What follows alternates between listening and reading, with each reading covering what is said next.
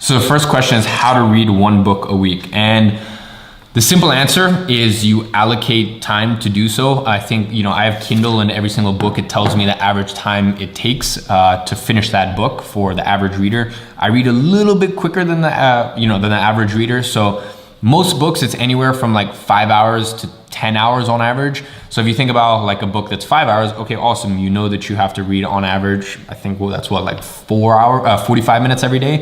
If it's a book that's 10 hours, okay, on average, you're gonna have to read maybe like an hour and a half. Now, a couple ways to speed things up, and keep in mind, guys, I've read probably 300 plus, I'd say probably around like 250 plus books at this point.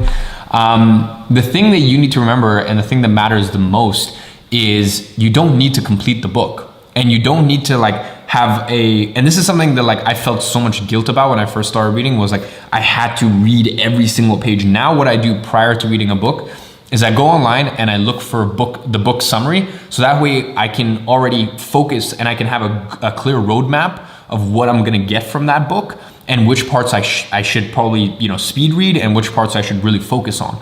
And that gives me sort of clear direction. And I also just mentally really quick set intentions of what I want from that book.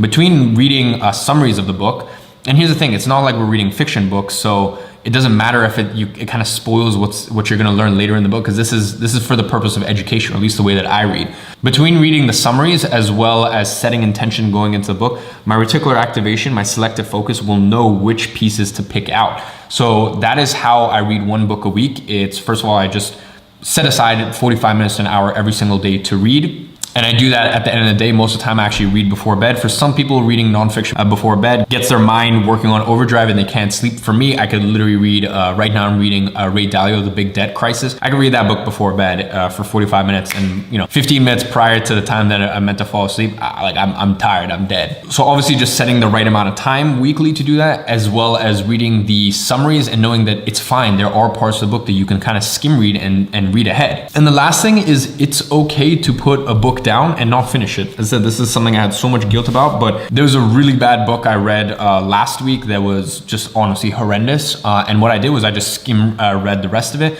because within the first 15% of reading that book, it was quite clear that the author, I'm not gonna say the author's name. And by the way, they were in the realm of digital marketing, so I'm not gonna, as I said, mention their name. I saw one of their ads, and I never ever get any of these free plus shipping books, because they're always just it's always just pure crap. But this one time, his sales page and long form copy and all the experts that vouched for it, it was incredible. So I got the book on Kindle actually. And quite clearly, as someone who knows a thing or two about digital marketing, it was just a horrendous book. It was terrible, overpromised in every single way. But anyways, long story short, a book like that, I read the first 15%, realized it was gonna be totally crap, and then from there, skim read the rest. So just realize that you starting a book doesn't mean that you have to read every page word by word, and it doesn't even mean that you need to finish the book. That's the other thing that I used to have a lot of guilt about.